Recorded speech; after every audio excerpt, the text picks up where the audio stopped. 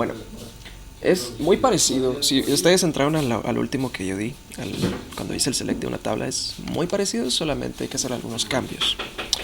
El primer cambio principal es que tiene que recibir una lista de tablas, ¿no? Entonces, Solo ponía a grabar, creo que no se empezó. bien, ya empecé. Sí, aquí está. Ya, estaba. Ajá.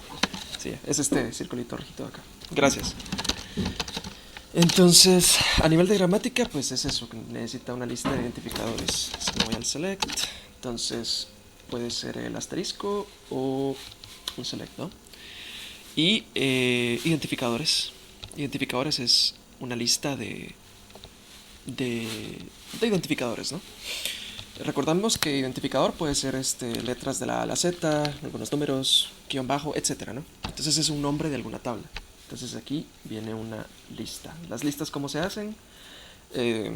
Pues igual que en compi1, etcétera, etcétera.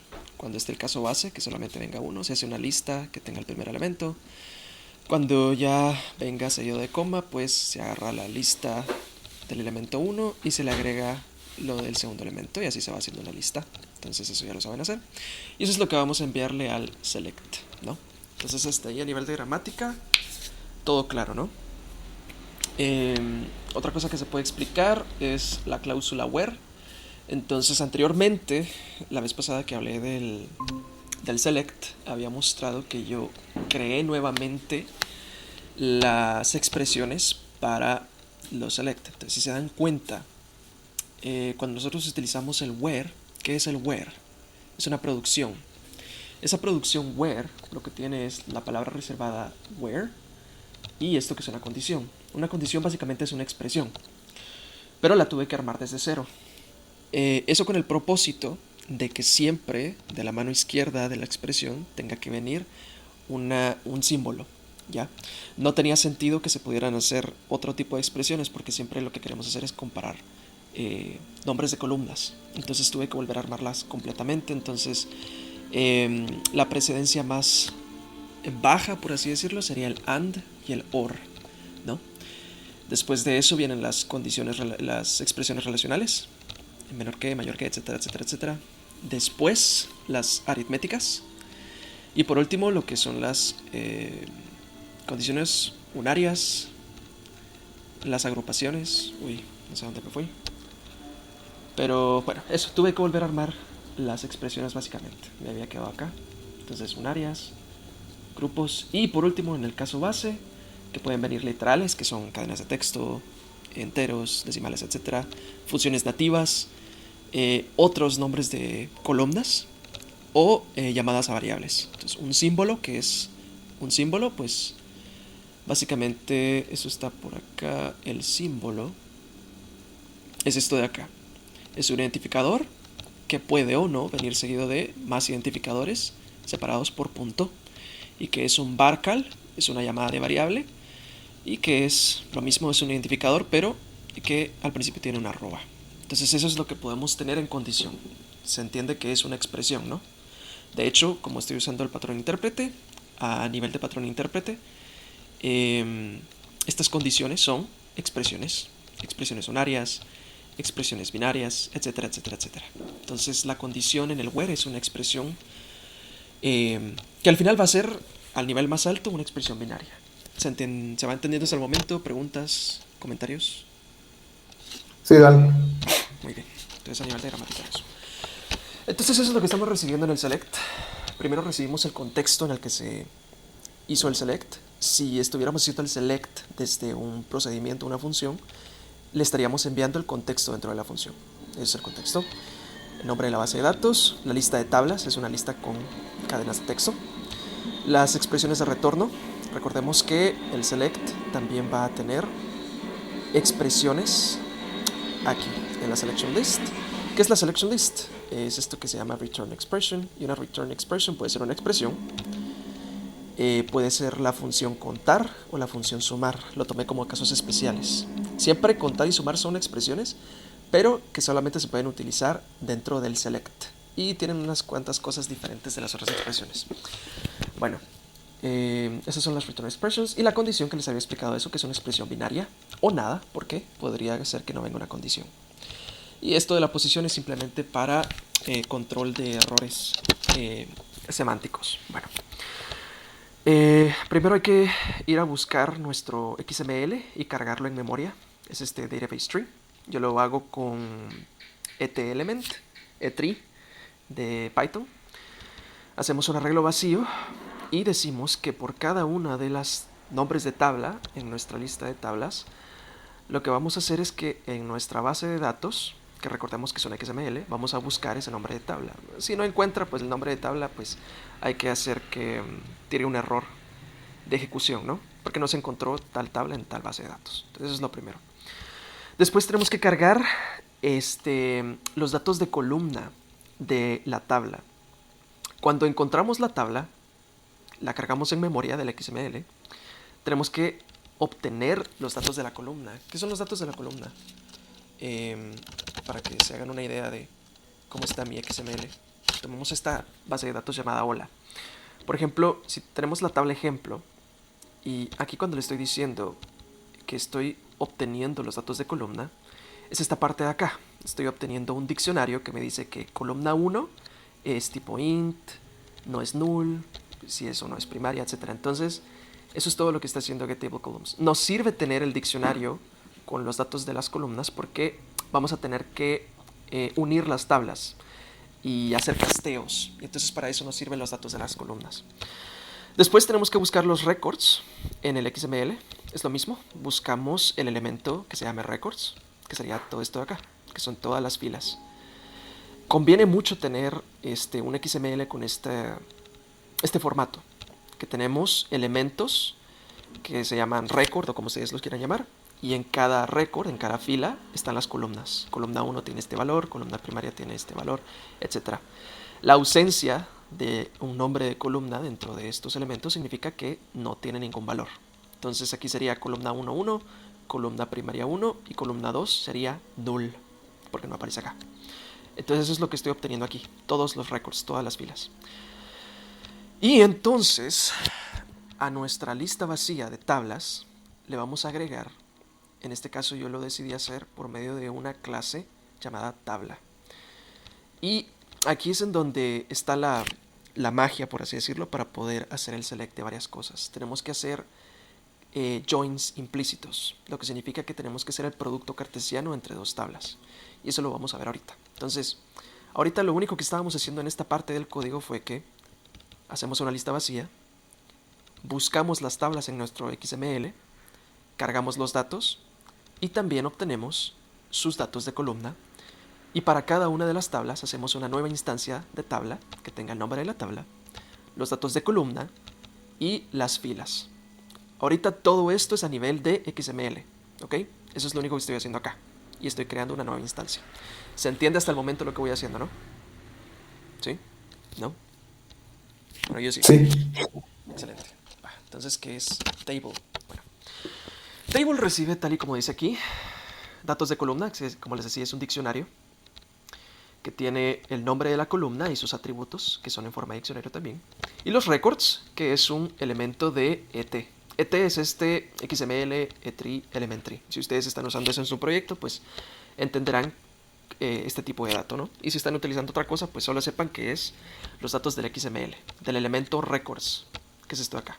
Entonces, todo esto de acá, en forma de XML, es lo que estoy enviando aquí. Es un elemento de elementary. Muy bien. Entonces, esto es un constructor, etcétera, etcétera. Y aquí es en donde yo cargo los datos del elementary. Hago un nuevo atributo llamado records, que si se dan cuenta, yo lo hice como una lista que dentro tiene diccionarios. Entonces, vamos a ver cómo cargo yo los datos para que se puedan hacer una idea. Load data, cargar datos, simplemente recibe los datos de columna y recibe los records. Estos dos parámetros de acá. ¿Y qué es lo que hace con ellos? Bueno, lo que vamos a hacer son los casteos, ¿ya? Por cada uno de las filas en nuestras filas que obtuvimos del XML de la tabla, vamos a encontrar todos los hijos y vamos a crear un diccionario vacío, que es data. Y lo que vamos a hacer es que obtenemos el tipo de columna Si se dan cuenta, aquí es donde estoy utilizando columns data. Les había dicho que es un diccionario, así que simplemente agarro el nombre de la columna. Este cell tag es equivalente a esto de acá, columna 1. Es la etiqueta del elemento de la columna en cada elemento record en el XML. Y estoy buscando el tipo. Y eso es column type. Si fuera una cadena de texto, tiene un tamaño. Entonces también es esto mismo. Y después el valor es que tenemos que castear el texto de este elemento. O sea, en este caso, recuérdense que esto es un XML, es texto. Entonces, este 1 o este 12, por ejemplo, es el texto que estamos obteniendo aquí y lo estoy casteando al tipo de dato que obtuve yo, que era esa columna. Entonces ustedes lo implementarán como se les dé la gana, pero yo tengo pues ahí una mi clase que, dependiendo del tipo de dato, me castea el texto al tipo de dato correspondiente.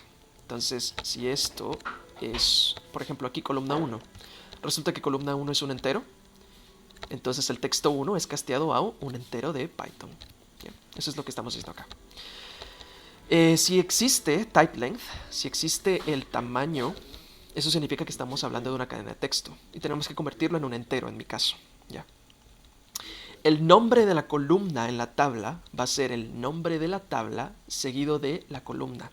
Eso es para que, por ejemplo, cuando nosotros estemos haciendo nuestras condiciones o agarremos la columna, podamos decir, por ejemplo, tabla ejemplo punto columna 1.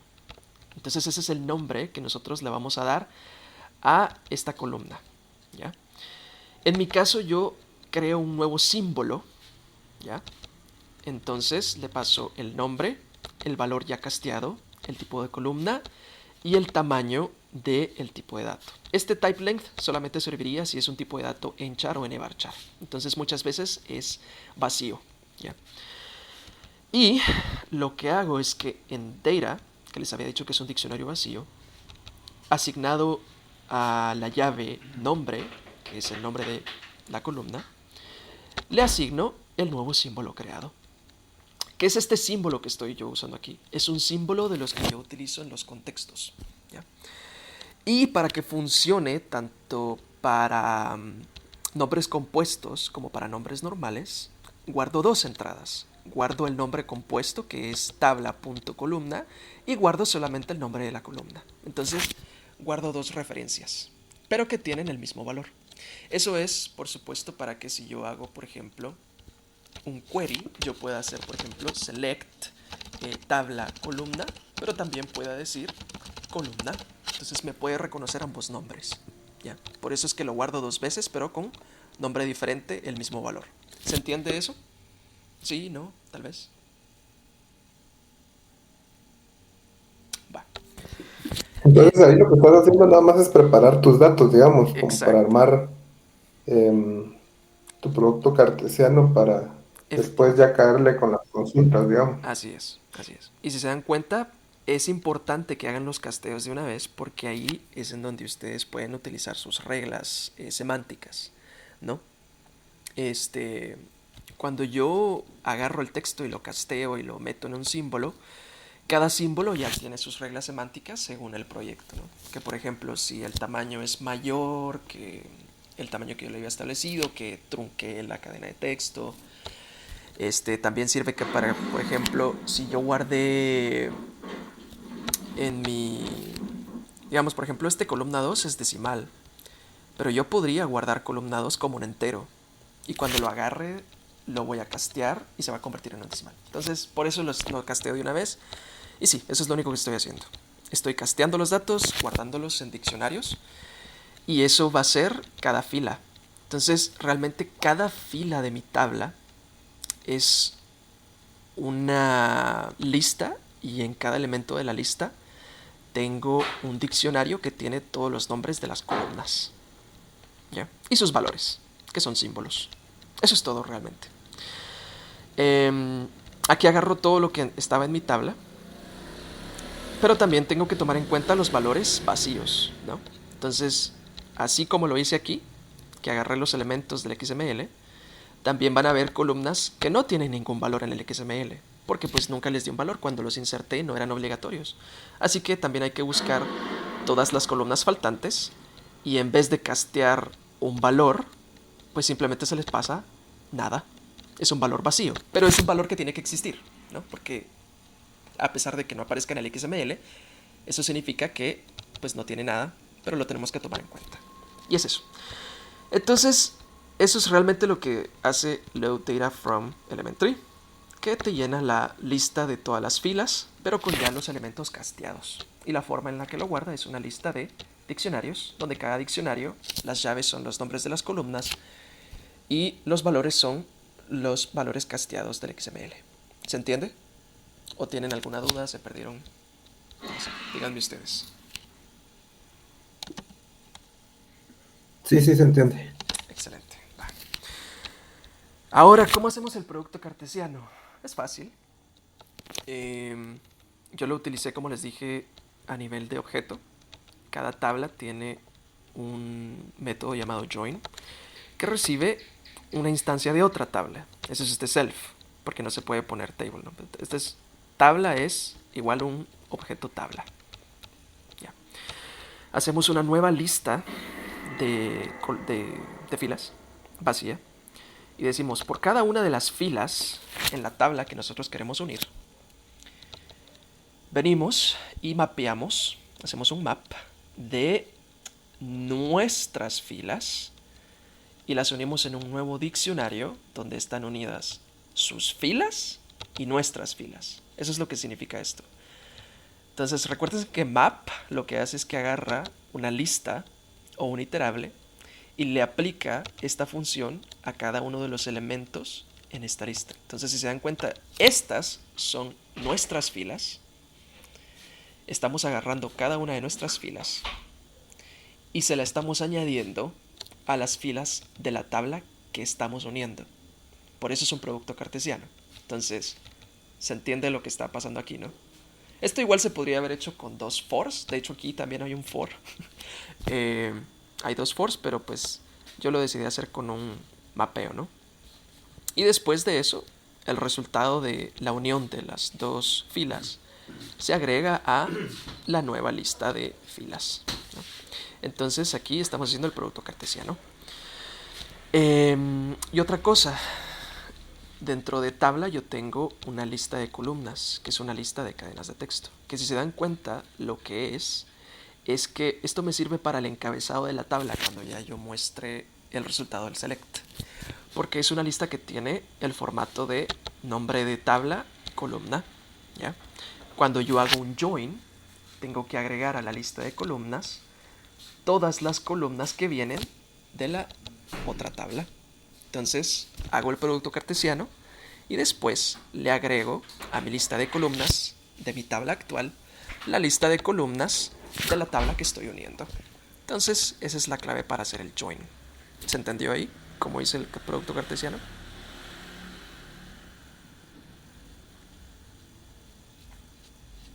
¿Sí? ¿No? Tal vez. ¿Le serviría tal vez si lo hago Sí. Excel o quedó claro? Y paso a lo siguiente.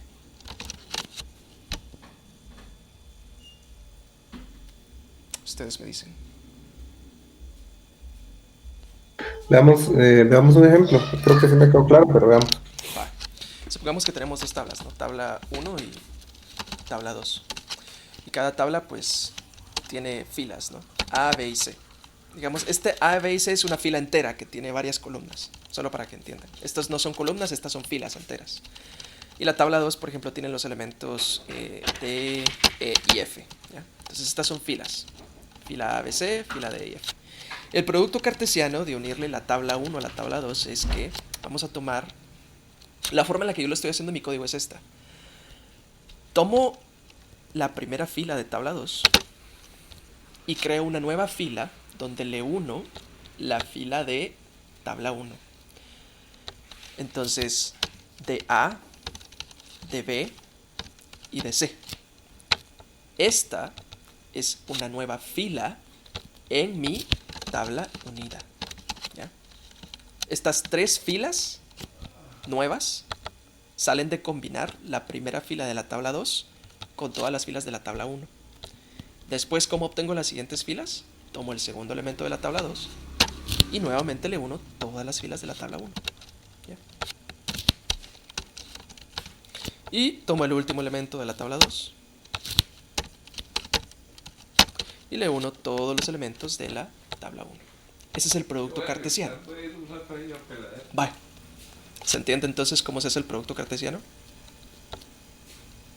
Simón. Vale.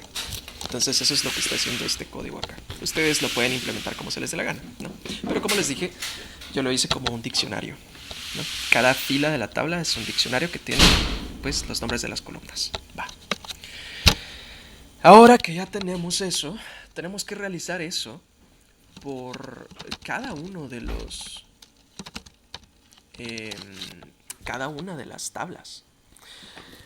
Si el tamaño de las tablas es mayor que 1, es decir, no solamente viene una tabla, sino que vienen 2, 3, 4, etc., vamos a obtener la primera tabla, la tabla 0, en la posición 0, y en un for le vamos a ir uniendo las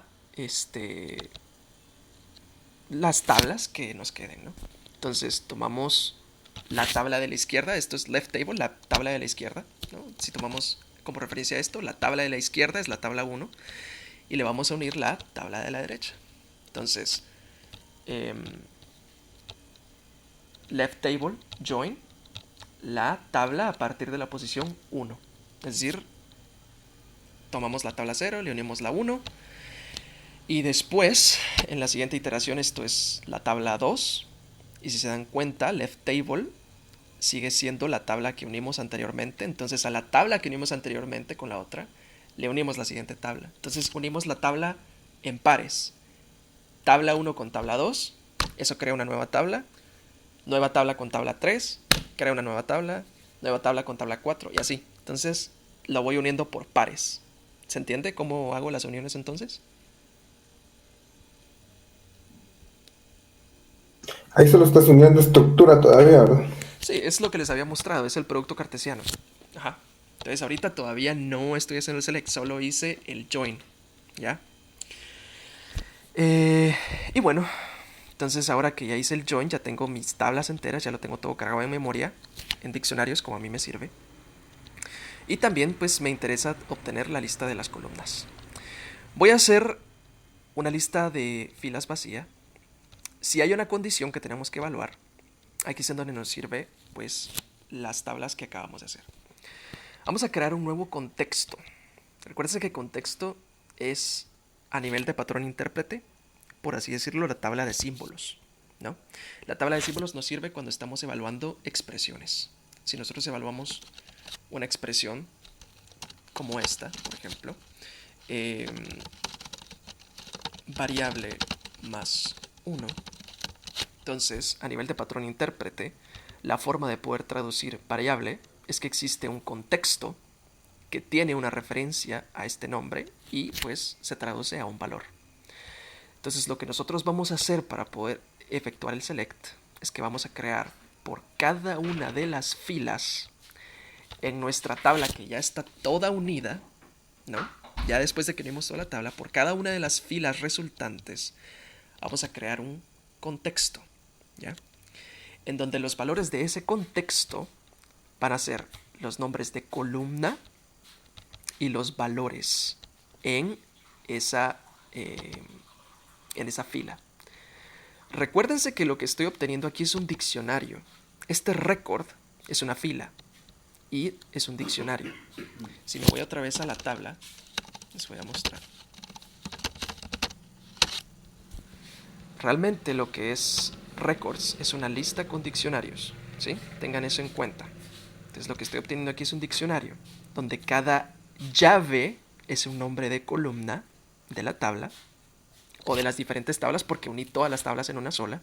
Entonces aquí dentro de record puede venir, por ejemplo, tabla 1, columna 1, tabla 2, columna 1, tabla 3, columna 1, etc. Toda esa información está en cada una de estas filas, ¿ya? Después de que yo hice el join. Y los valores van a ser pues los que correspondan a esa columna. Ya, eso fue lo que yo estaba haciendo aquí en cargar los datos de Elementary, que les dije que los estaba casteando y todo eso. Entonces de una vez los casteé, de una vez ya los tengo como valores que yo puedo operar en expresiones, ¿ya? Y en mi nuevo contexto, pues estoy declarando esos símbolos. como llave valor. ¿Ok? Entonces lo que hago es que evalúo mi condición. Recuérdense que condición es una expresión binaria. Es lo que viene después de la cláusula where. Y para poder evaluarla, lo único que tengo que hacer es interpretarla pasándole el contexto que yo acabo de crear. Y ese contexto tiene cada uno de los valores para cada una de las columnas en las diferentes tablas de mi select. Si la condición es pasada, entonces agrego a mi lista de filas el contexto entero, el contexto que yo acabo de crear, porque recuérdense que este contexto lo único que es como un diccionario, ¿ya? Si no hay una condición, hacemos lo mismo, pero nunca tenemos que evaluar ninguna condición, simplemente agregamos todas las filas, las convertimos en un contexto y lo agregamos a la lista de filas. Y por último, lo que se hace es que se hace una lista vacía en donde ya vamos a tener las filas evaluadas en las expresiones de retorno. Recuérdense que las expresiones de retorno también son expresiones. Porque, por ejemplo, si yo digo select tabla columna, esto es un nombre de variable en mi contexto. Columna también es un nombre de variable en mi contexto. ¿Qué tal si yo quisiera hacer, por ejemplo, concatenar o sumar? Si yo digo, por ejemplo, concatenar columna 1 y columna 2, esto es una expresión que tenemos que evaluar. Así que, después de que ya tenemos todas nuestras filas, ya hicimos todo el merequetengue, ya evaluamos las condiciones, etcétera, etcétera, etcétera, y tenemos nuestra lista de filas ya finales, evaluamos las expresiones de retorno, ¿no? Que son estas de acá. Evaluar expresiones de retorno. Donde le paso las expresiones de retorno, que son estas, tabla, columna, columna, concatenar. Y le paso pues el contexto que creé. Esta records es esto que hice acá, si se acuerdan, records, que es una lista con contextos. Y esa lista de contextos es lo que se le pasa a las expresiones de retorno para evaluarlas. Y después eso lo agrego a mi lista final que ya está casteada a cadenas de texto.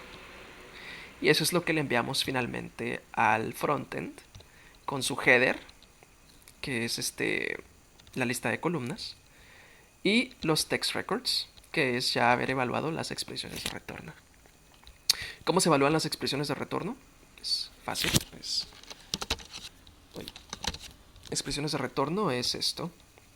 Si la selección fuera el asterisco, por cada uno de los nombres de columna en mi lista de columnas, pues simplemente agarro de mi contexto ese nombre de columna y eso es todo, y lo convierto en una cadena de texto.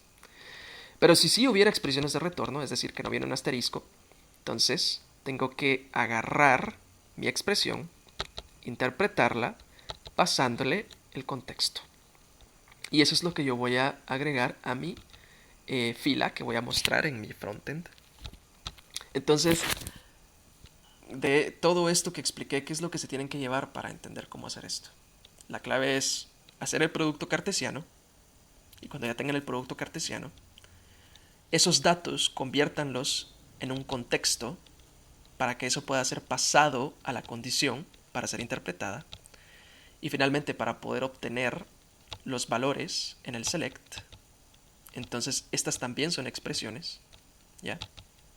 Esto es una expresión, esto es una expresión, esto es una expresión.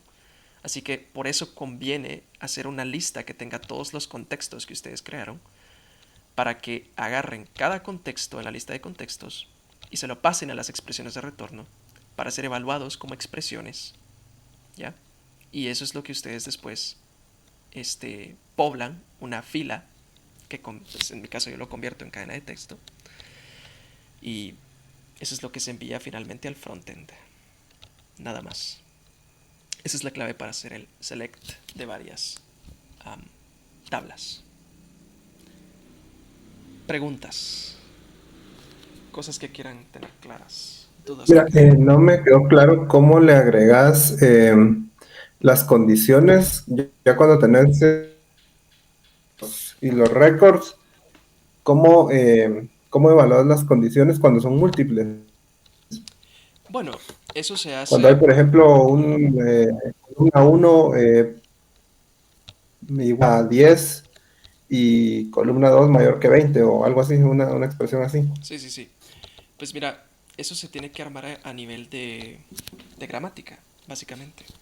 Ahorita te muestro que tenía yo aquí en el 4. Ah, ya sé. Bueno, a nivel de gramática es en donde se mira eso. Si nos vamos a mi parser, por ejemplo, todos ustedes, me imagino que tienen algo parecido a esto para armar las expresiones, ¿no? Expresión más expresión, expresión menor o igual, etcétera, ¿no? Entonces, a nivel de gramática, nosotros creamos nodos de nuestro AST que reciben el elemento de la izquierda, el operador y el elemento de la derecha. ¿Cómo podemos entonces evaluar nosotros condiciones múltiples? Pues recuérdense que nosotros estamos armando una expresión binaria. Si por ejemplo yo tuviera algo eh, como decir, tal vez viéndolo a nivel de Tower. Voy por un mouse porque me va a costar mucho hacerlo con el mousepad. Denme unos segundos, ahorita vuelvo.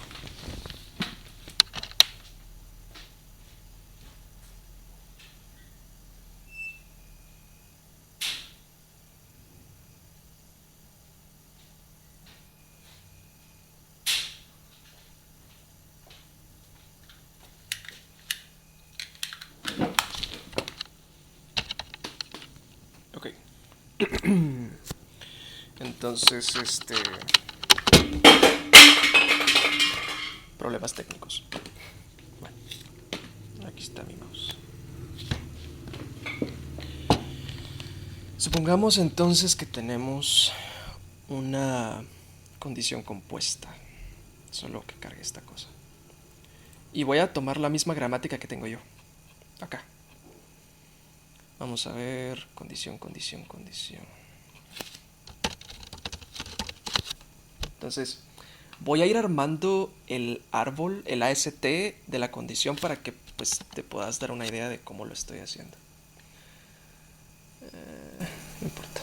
Va. Entonces, supongamos la condición esa que me habías dicho tú, que era, por ejemplo, columna 1 mayor que 10, por ejemplo, o columna 2 menor que, qué sé yo, cosas así. Y cualquier número X, pero ahorita lo vamos a hacer simple, ¿no? Entonces, lo primero que tenemos que hacer es ir recibiendo los elementos. Entonces, columna 1 es un identificador, es un símbolo. En el caso de mi gramática, esto es un símbolo, ¿no? Símbolo, entonces después recibimos el mayor, ¿no? Ahorita estoy haciendo la ST. Esto es lo que estaría haciendo mi parser cuando recibe esta entrada. Y por último el 10, ¿ya? Que es el 10 y el 10 es una expresión, ¿ya? Entonces lo voy a armar justo como está en mi gramática. Return expression. Va. Entonces tenemos símbolo, mayor y return expression. Y estos tres juntos se reducen a condition. Va. Entonces lo voy a ir jalando acá. Y solo para que no se mire todo cagado.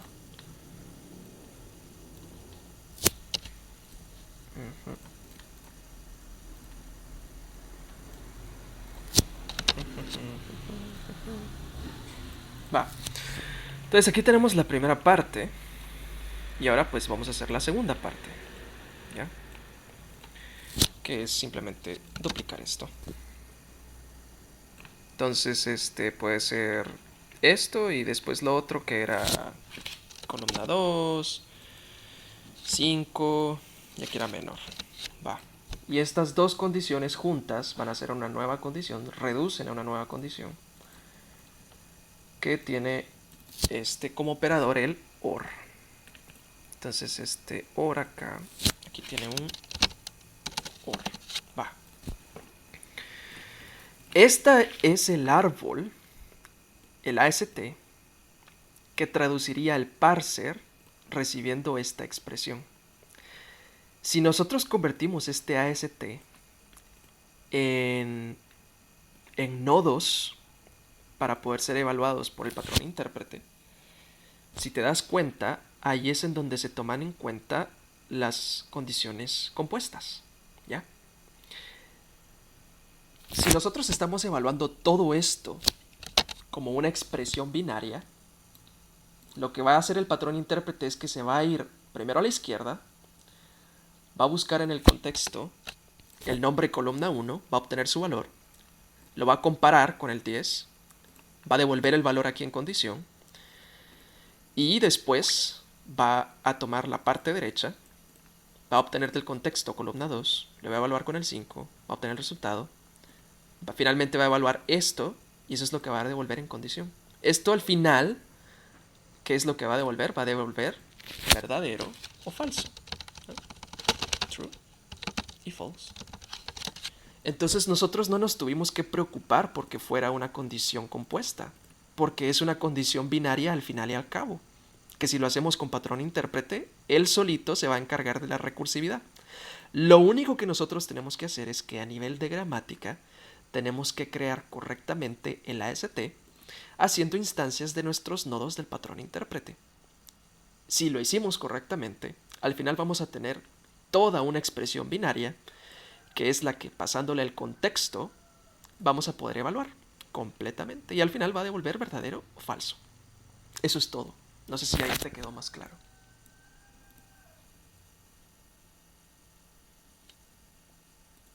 ¿Sí? ¿No?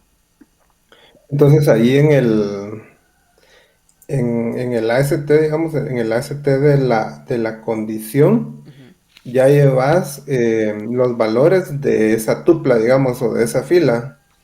Porque ahí lo que vamos a hacer es comparar que de la fila n, columna 1 sea mayor a 10 o la columna 2 sea menor que 5. Uh-huh. Y si se cumple una a nuestra lista o a nuestro map o a nuestra estructura que va a regresar los datos. Ajá. Mira, te voy a mostrar cómo lo estoy haciendo en la gramática. Mira pues. Aquí está lo primero de lo primero. Condición, que es lo que viene después del where, ¿no? Puede ser condición and condición o condición or condición, ¿ya? Cuando encontremos esto en nuestro archivo de texto, lo que vamos a hacer es que vamos a crear una nueva expresión binaria donde a la izquierda está condición, el operador es este operador y a la derecha está la otra condición, ¿ya? ¿Qué puede ser condición? Bueno, condición puede ser, por ejemplo, un símbolo, que es un nombre de columna, un operador relacional y una expresión de condición, ¿no? Y condición, en este sentido, también es una expresión binaria. Entonces lo que va a recibir aquí, antes de poder hacer esta expresión binaria, es otra expresión binaria. Lo que viene acá es una expresión binaria, ¿ya? ¿Qué es esto que está acá? O sea, esto es una expresión binaria, esto es una expresión binaria, y estas dos expresiones binarias se convierten en una nueva expresión binaria, y esa es la condición entera. Y si tuviéramos más combinaciones, si tuviéramos and, otra cosa, and, sería lo mismo. Las expresiones binarias juntas se convierten en otra expresión binaria. Imaginemos que tuviéramos 4 condiciones. Entonces es lo mismo que tener el doble de esto. ¿Ya? Y todo esto junto va a ser una nueva condición binaria. Pero al final y al cabo, la condición final es una condición binaria que se puede evaluar a nivel de patrón intérprete. Eso es todo, ¿ya? Y eso es lo que estamos haciendo aquí. Nosotros nos tenemos que encargar de armar el AST por medio de nuestros nodos. Aquí es un nodo binario, aquí es un nodo binario, la condición expresión también es un nodo binario porque son sumas o cosas. En este caso pues ya no sería binario sino que sería unario, ¿no? Porque puede ser el menos o el not. Si es una agrupación pues aquí pues no se hacen en una expresión. Y si por ejemplo fuera una literal, ¿Qué es una literal? Una literal es esto. Un entero, un decimal, una cadena de texto. También es un nodo, pero en vez de ser una expresión binaria, es una expresión literal. Entonces, eh, pues tú habrás hecho tu patrón intérprete, no sé cómo estás evaluando tú las expresiones, pero por ejemplo, ¿qué es una expresión binaria? Esto, izquierdo, operador, derecho. Interpretamos izquierdo, interpretamos derecho, y si por ejemplo el operador es mayor, entonces hacemos el mayor, ¿no? Si es menor, hacemos el menor que. Si es mayor o igual, etcétera, etcétera. ¿Qué es una literal? Pues una literal simplemente lo que hace es esto, ¿eh? Devuelve el valor que encontró a nivel léxico. Eso es todo. Entonces, para poder evaluar tu condición, tenés primero que armar tu expresión binaria para después poder interpretarla pasándole un contexto. Y se va a hacer de forma recursiva, porque para poder evaluar la expresión binaria tenés que evaluar la expresión a la izquierda. Y si la expresión a la izquierda fuera una expresión binaria, también tenés que evaluar primero la expresión a la izquierda. Es lo que te expliqué, ¿no? O sea, en el patrón intérprete, para poder evaluar la expresión binaria, te tenés que ir a la izquierda, después derecha, izquierda, derecha, izquierda, derecha. Es un recorrido posorden, ¿ya? Entonces así es como se hace la condición. Eso al final devuelve verdadero o falso. Y tal y como tú decías, si eso devolviera verdadero, que es lo que tengo por acá, si devolviera verdadero, entonces lo agrego a mi lista de filas que voy a mostrar en el select. Ya. Entonces es todo eso. No sé, tú me dirás si te queda más claro ahí con esas explicaciones. Sí, gracias, pues ya me quedó claro. Es que, mira, el problema que yo estoy cometiendo, o el error que yo estoy cometiendo, es que yo estoy tratando de evaluar la condición al final, es decir, en lo que bueno, yo le llamo principal, pero vos le llamas tu ml.py. Hasta ahí estoy tratando yo de resolver la condición, digamos, o las múltiples condiciones. Entonces me funciona cuando es una sola condición, pero cuando es recursivo, ahí es el rollo, vamos. Sí. Pero Pero vos lo estás evaluando dentro de tu clase de la expresión, digamos, o sea, dentro sí, porque es el de la patrón clase intérprete. que... O sea, esto es una expresión binaria que es interpretada. De eso sirve el patrón intérprete realmente, si te das cuenta. O sea, aquí, ¿en qué lugar de aquí me preocupo yo por cuántas condiciones vienen? En ningún lugar. Porque lo único que hago es interpretar la condición evalúas. que yo armé por medio de mi parser. ¿Ya? Entonces, creo que yo te recomendaría que vayas a tu parser y que hagas las producciones correctas para poder tener al final solamente, tal y como yo, una sola condición binaria, pero que en realidad de forma recursiva son un montón de condiciones que se tienen que evaluar. Pero eso pasa detrás de escena, ¿no? No te tienes que preocupar tú. Y Sí, sí, cabal, ahí está el hacerlo por rollo. partes. Primero, cargar las tablas en memoria, hacer producto cartesiano, después evaluar condición y por último evaluar las expresiones de retorno. Esos son los 4 pasos que tienes que hacer. En ese orden, para que no te dé problemas. Muy bien. De acuerdo, gracias, ya me quedó claro. Qué bueno, qué bueno. ¿Los demás? ¿Preguntas? ¿Dudas? Yo... Yo no... Va. Bueno, gracias por su tiempo y espero que los haya podido ayudar.